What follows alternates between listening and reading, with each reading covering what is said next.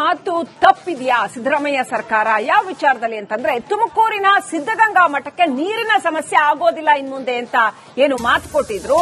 So ಅದನ್ನ ಮತ್ತೆ ಮುರಿದಿದ್ದಾರಾ? ಯಾಕಂತಂದ್ರೆ ಈಗ ಮತ್ತೆ ನೀರಿಗಾಗಿ ಹಾಹಾಕಾರದ ಪರಿಸ್ಥಿತಿ ಸಿದ್ದಗಂಗಾ ಮಠಕ್ಕೆ ಎದುರಾಗ್ತಾ ಇದೆ.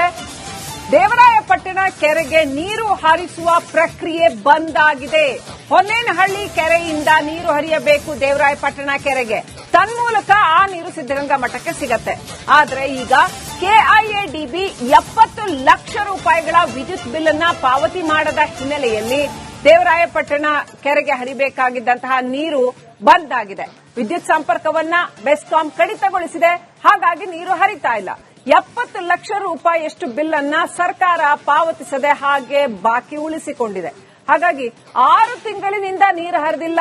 ಹಾಗಾಗಿ ದೇವರಾಯಪಟ್ಟಣ ಕೆರೆ ಬತ್ತಿದೆ. ಮಾರ್ಚ್ ಏಪ್ರಿಲ್ ತಿಂಗಳಲ್ಲಿ ಸಿದ್ದಗಂಗಾ ಮಠಕ್ಕೆ ನೀರಿನ ತೀವ್ರ ಕೊರತೆ ಉಂಟಾಗುವ ಸಾಧ್ಯತೆ ಇದೆ.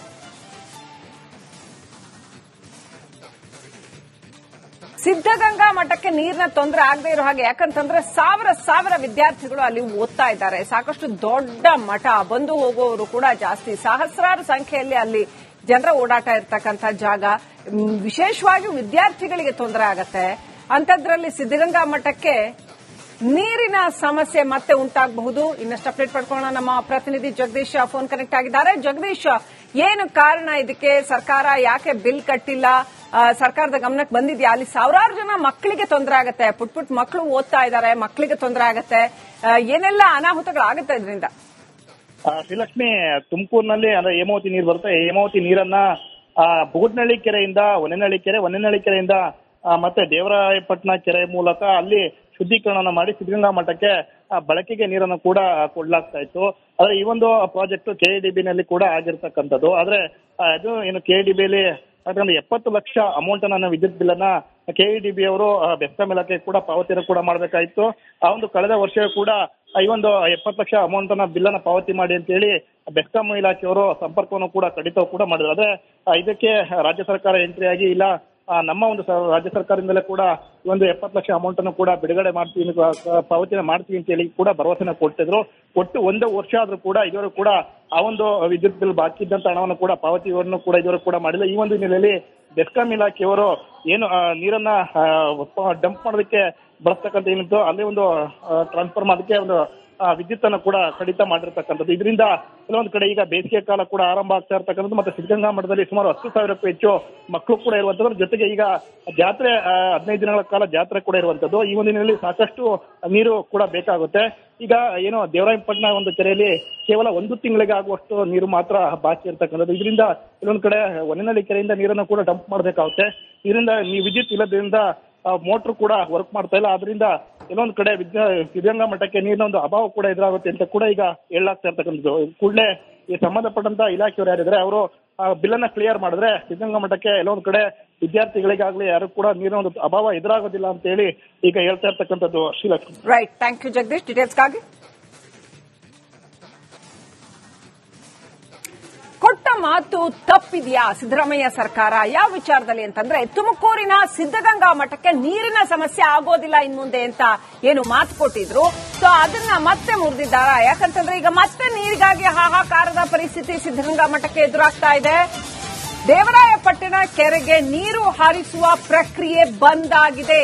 ಹೊನ್ನೇನಹಳ್ಳಿ ಕೆರೆಯಿಂದ ನೀರು ಹರಿಯಬೇಕು ದೇವರಾಯಪಟ್ಟಣ ಕೆರೆಗೆ, ತನ್ಮೂಲಕ ಆ ನೀರು ಸಿದ್ದಗಂಗಾ ಮಠಕ್ಕೆ ಸಿಗತ್ತೆ.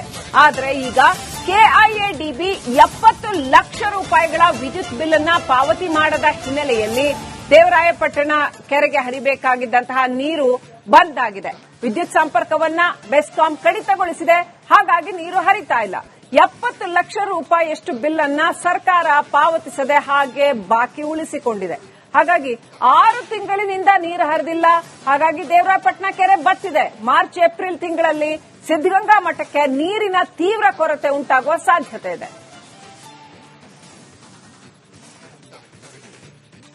ಸಿದ್ದಗಂಗಾ ಮಠಕ್ಕೆ ನೀರಿನ ತೊಂದರೆ ಆಗದೆ ಇರೋ ಹಾಗೆ, ಯಾಕಂತಂದ್ರೆ ಸಾವಿರ ವಿದ್ಯಾರ್ಥಿಗಳು ಅಲ್ಲಿ ಓದ್ತಾ ಇದ್ದಾರೆ. ಸಾಕಷ್ಟು ದೊಡ್ಡ ಮಠ, ಬಂದು ಹೋಗುವವರು ಕೂಡ ಜಾಸ್ತಿ, ಸಹಸ್ರಾರು ಸಂಖ್ಯೆಯಲ್ಲಿ ಅಲ್ಲಿ ಜನರ ಓಡಾಟ ಇರ್ತಕ್ಕಂಥ ಜಾಗ.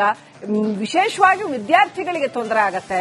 ಅಂಥದ್ರಲ್ಲಿ ಸಿದ್ದಗಂಗಾ ಮಠಕ್ಕೆ ನೀರಿನ ಸಮಸ್ಯೆ ಮತ್ತೆ ಉಂಟಾಗಬಹುದು. ಇನ್ನಷ್ಟು ಅಪ್ಡೇಟ್ ಪಡ್ಕೊಳ್ಳೋಣ. ನಮ್ಮ ಪ್ರತಿನಿಧಿ ಜಗದೀಶ್ ಫೋನ್ ಕನೆಕ್ಟ್ ಆಗಿದ್ದಾರೆ. ಜಗದೀಶ್, ಏನು ಕಾರಣ ಇದಕ್ಕೆ? ಸರ್ಕಾರ ಯಾಕೆ ಬಿಲ್ ಕಟ್ಟಿಲ್ಲ? ಸರ್ಕಾರದ ಗಮನಕ್ಕೆ ಬಂದಿದ್ಯಾ? ಅಲ್ಲಿ ಸಾವಿರಾರು ಜನ ಮಕ್ಕಳಿಗೆ ತೊಂದರೆ ಆಗತ್ತೆ, ಪುಟ್ ಮಕ್ಕಳು ಓದ್ತಾ ಇದ್ದಾರೆ, ಮಕ್ಕಳಿಗೆ ತೊಂದರೆ ಆಗತ್ತೆ, ಏನೆಲ್ಲ ಅನಾಹುತಗಳಾಗುತ್ತೆ ಇದರಿಂದ? ಶ್ರೀಲಕ್ಷ್ಮಿ, ತುಮಕೂರಿನಲ್ಲಿ ಹೇಮಾವತಿ ನೀರು ಬರುತ್ತೆ. ಹೇಮಾವತಿ ನೀರನ್ನ ಬುಗುಡ್ನಳ್ಳಿ ಕೆರೆಯಿಂದ ಹೊನ್ನೇನಹಳ್ಳಿ ಕೆರೆಯಿಂದ ಮತ್ತೆ ದೇವರಾಯಪಟ್ಟಣ ಕೆರೆ ಮೂಲಕ ಅಲ್ಲಿ ಶುದ್ಧೀಕರಣ ಮಾಡಿ ಸಿದ್ಧಗಂಗಾ ಮಠಕ್ಕೆ ಬಳಕೆಗೆ ನೀರನ್ನು ಕೂಡ ಕೊಡ್ಲಾಗ್ತಾ ಇತ್ತು. ಆದ್ರೆ ಈ ಒಂದು ಪ್ರಾಜೆಕ್ಟ್ KIDB ನಲ್ಲಿ ಕೂಡ ಆಗಿರ್ತಕ್ಕಂಥದ್ದು. ಆದ್ರೆ ಅದು ಏನು KIDB ಅಲ್ಲಿ 70 ಲಕ್ಷ ಅಮೌಂಟ್ ಅನ್ನ ವಿದ್ಯುತ್ ಬಿಲ್ ಅನ್ನ KIDB ಅವರು ಬೆಸ್ಕಾಂ ಇಲಾಖೆ ಕೂಡ ಪಾವತಿಯನ್ನು ಕೂಡ ಮಾಡಬೇಕಾಯಿತು. ಆ ಒಂದು ಕಳೆದ ವರ್ಷ ಕೂಡ ಈ ಒಂದು 70 ಲಕ್ಷ ಅಮೌಂಟ್ ಅನ್ನ ಬಿಲ್ ಅನ್ನ ಪಾವತಿ ಮಾಡಿ ಅಂತ ಹೇಳಿ ಬೆಸ್ಕಾಂ ಇಲಾಖೆಯವರು ಸಂಪರ್ಕವನ್ನು ಕೂಡ ಕಡಿತ ಕೂಡ ಮಾಡಿದ್ರು. ಆದ್ರೆ ಇದಕ್ಕೆ ರಾಜ್ಯ ಸರ್ಕಾರ ಎಂಟ್ರಿ ಆಗಿ ಇಲ್ಲ, ನಮ್ಮ ಒಂದು ರಾಜ್ಯ ಸರ್ಕಾರದಿಂದಲೇ ಕೂಡ ಈ ಒಂದು 70 ಲಕ್ಷ ಅಮೌಂಟ್ ಅನ್ನು ಕೂಡ ಬಿಡುಗಡೆ ಮಾಡ್ತೀವಿ, ಪಾವತಿನ ಮಾಡ್ತೀವಿ ಅಂತ ಹೇಳಿ ಕೂಡ ಭರವಸೆನ ಕೊಡ್ತಿದ್ರು. ಒಟ್ಟು 1 ವರ್ಷ ಆದ್ರೂ ಕೂಡ ಇದುವರೆಗೂ ಕೂಡ ಆ ಒಂದು ವಿದ್ಯುತ್ ಬಿಲ್ ಬಾಕಿ ಇದ್ದಂತ ಹಣವನ್ನು ಕೂಡ ಪಾವತಿಯನ್ನು ಕೂಡ ಇದುವರೆಗೂ ಕೂಡ ಮಾಡಿಲ್ಲ. ಈ ಒಂದು ಹಿನ್ನೆಲೆಯಲ್ಲಿ ಬೆಸ್ಕಾಂ ಇಲಾಖೆಯವರು ಏನು ನೀರನ್ನ ಡಂಪ್ ಮಾಡೋದಕ್ಕೆ ಬಳಸ್ತಕ್ಕಂಥ ಏನಿತ್ತು ಅಲ್ಲಿ ಒಂದು ಟ್ರಾನ್ಸ್ಫರ್ ಮಾಡೋದಕ್ಕೆ ಒಂದು ವಿದ್ಯುತ್ ಅನ್ನು ಕೂಡ ಕಡಿತ ಮಾಡಿರ್ತಕ್ಕಂಥದ್ದು. ಇದರಿಂದ ಕೆಲವೊಂದು ಕಡೆ ಈಗ ಬೇಸಿಗೆ ಕಾಲ ಕೂಡ ಆರಂಭ ಆಗ್ತಾ ಇರ್ತಕ್ಕಂಥದ್ದು. ಮತ್ತೆ ಸಿದ್ಧಗಂಗಾ ಮಠದಲ್ಲಿ ಸುಮಾರು 10,000ಕ್ಕೂ ಹೆಚ್ಚು ಮಕ್ಕಳು ಕೂಡ ಇರುವಂತದ್ದು. ಜೊತೆಗೆ ಈಗ ಜಾತ್ರೆ 15 ದಿನಗಳ ಕಾಲ ಜಾತ್ರೆ ಕೂಡ ಇರುವಂತದ್ದು. ಈ ಒಂದು ದಿನದಲ್ಲಿ ಸಾಕಷ್ಟು ನೀರು ಕೂಡ ಬೇಕಾಗುತ್ತೆ. ಈಗ ಏನು ದೇವರಾಯಪಟ್ಟಣ ಒಂದು ಕೆರೆಯಲ್ಲಿ ಕೇವಲ 1 ತಿಂಗಳಿಗೆ ಆಗುವಷ್ಟು ನೀರು ಮಾತ್ರ ಬಾಕಿ ಇರ್ತಕ್ಕಂಥದ್ದು. ಇದರಿಂದ ಕೆಲವೊಂದು ಕಡೆ ಹೊನ್ನೇನಹಳ್ಳಿ ಕೆರೆಯಿಂದ ನೀರನ್ನು ಕೂಡ ಡಂಪ್ ಮಾಡಬೇಕಾಗುತ್ತೆ. ಇದರಿಂದ ವಿದ್ಯುತ್ ಇಲ್ಲದ್ರಿಂದ ಮೋಟರ್ ಕೂಡ ವರ್ಕ್ ಮಾಡ್ತಾ ಇಲ್ಲ. ಆದ್ರಿಂದ ಕೆಲವೊಂದು ಕಡೆ ಸಿದ್ಧಗಂಗಾ ಮಠಕ್ಕೆ ನೀರಿನ ಒಂದು ಅಭಾವ ಕೂಡ ಎದುರಾಗುತ್ತೆ ಅಂತ ಕೂಡ ಈಗ ಹೇಳಲಾಗ್ತಾ ಇರ್ತಕ್ಕಂಥದ್ದು. ಕೂಡಲೇ ಈ ಸಂಬಂಧಪಟ್ಟಂತ ಇಲಾಖೆಯವರು ಯಾರಿದ್ರೆ ಅವರು ಬಿಲ್ ಅನ್ನ ಕ್ಲಿಯರ್ ಮಾಡಿದ್ರೆ ಸಿದ್ಧಗಂಗಾ ಮಠಕ್ಕೆ ಎಲ್ಲೊಂದು ಕಡೆ ವಿದ್ಯಾರ್ಥಿಗಳಿಗಾಗ್ಲಿ ಯಾರು ಕೂಡ ನೀರಿನ ಒಂದು ಅಭಾವ ಎದುರಾಗೋದಿಲ್ಲ ಅಂತ ಹೇಳಿ ಈಗ ಹೇಳ್ತಾ ಇರ್ತಕ್ಕಂಥದ್ದು. Srilakshmi, right, thank you Jagadish. ಡೀಟೇಲ್ಸ್ಗಾಗಿ ಕೊಟ್ಟ ಮಾತು ತಪ್ಪಿದ್ಯಾ ಸಿದ್ದರಾಮಯ್ಯ ಸರ್ಕಾರ? ಯಾವ ವಿಚಾರದಲ್ಲಿ ಅಂತಂದ್ರೆ, ತುಮಕೂರಿನ ಸಿದ್ದಗಂಗಾ ಮಠಕ್ಕೆ ನೀರಿನ ಸಮಸ್ಯೆ ಆಗೋದಿಲ್ಲ ಇನ್ಮುಂದೆ ಅಂತ ಏನು ಮಾತು ಕೊಟ್ಟಿದ್ರು, ಸೊ ಅದನ್ನ ಮತ್ತೆ ಮುರಿದಿದ್ದಾರಾ? ಯಾಕಂತಂದ್ರೆ ಈಗ ಮತ್ತೆ ನೀರಿಗಾಗಿ ಹಾಹಾಕಾರದ ಪರಿಸ್ಥಿತಿ ಸಿದ್ದಗಂಗಾ ಮಠಕ್ಕೆ ಎದುರಾಗ್ತಾ ಇದೆ. ದೇವರಾಯಪಟ್ಟಣ ಕೆರೆಗೆ ನೀರು ಹರಿಸುವ ಪ್ರಕ್ರಿಯೆ ಬಂದ್ ಆಗಿದೆ. ಹೊನ್ನೇನಹಳ್ಳಿ ಕೆರೆಯಿಂದ ನೀರು ಹರಿಯಬೇಕು ದೇವರಾಯಪಟ್ಟಣ ಕೆರೆಗೆ, ತನ್ಮೂಲಕ ಆ ನೀರು ಸಿದ್ದಗಂಗಾ ಮಠಕ್ಕೆ ಸಿಗತ್ತೆ. ಆದ್ರೆ ಈಗ KIADB 70 ಲಕ್ಷ ರೂಪಾಯಿಗಳ ವಿದ್ಯುತ್ ಬಿಲ್ ಅನ್ನ ಪಾವತಿ ಮಾಡದ ಹಿನ್ನೆಲೆಯಲ್ಲಿ ದೇವರಾಯಪಟ್ಟಣ ಕೆರೆಗೆ ಹರಿಬೇಕಾಗಿದ್ದಂತಹ ನೀರು ಬಂದ್ ಆಗಿದೆ. ವಿದ್ಯುತ್ ಸಂಪರ್ಕವನ್ನ ಬೆಸ್ಕಾಂ ಕಡಿತಗೊಳಿಸಿದೆ. ಹಾಗಾಗಿ ನೀರು ಹರಿತಾ ಇಲ್ಲ. 70 ಲಕ್ಷ ರೂಪಾಯಿಯಷ್ಟು ಬಿಲ್ ಅನ್ನ ಸರ್ಕಾರ ಪಾವತಿಸದೆ ಹಾಗೆ ಬಾಕಿ ಉಳಿಸಿಕೊಂಡಿದೆ. ಹಾಗಾಗಿ 6 ತಿಂಗಳಿನಿಂದ ನೀರು ಹರಿದಿಲ್ಲ. ಹಾಗಾಗಿ ದೇವರಾಯಪಟ್ಟಣ ಕೆರೆ ಬತ್ತಿದೆ. ಮಾರ್ಚ್ ಏಪ್ರಿಲ್ ತಿಂಗಳಲ್ಲಿ ಸಿದ್ದಗಂಗಾ ಮಠಕ್ಕೆ ನೀರಿನ ತೀವ್ರ ಕೊರತೆ ಉಂಟಾಗುವ ಸಾಧ್ಯತೆ ಇದೆ.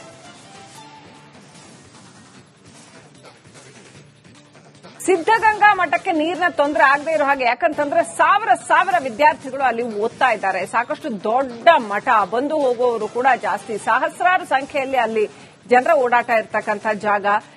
ವಿಶೇಷವಾಗಿ ವಿದ್ಯಾರ್ಥಿಗಳಿಗೆ ತೊಂದರೆ ಆಗತ್ತೆ.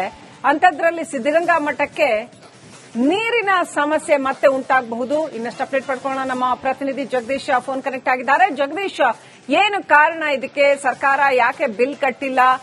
ಸರ್ಕಾರದ ಗಮನಕ್ಕೆ ಬಂದಿದ್ಯಾ? ಅಲ್ಲಿ ಸಾವಿರಾರು ಜನ ಮಕ್ಕಳಿಗೆ ತೊಂದರೆ ಆಗತ್ತೆ, ಪುಟ್ ಮಕ್ಕಳು ಓದ್ತಾ ಇದ್ದಾರೆ, ಮಕ್ಕಳಿಗೆ ತೊಂದರೆ ಆಗತ್ತೆ, ಏನೆಲ್ಲ ಅನಾಹುತಗಳಾಗುತ್ತೆ ಇದರಿಂದ?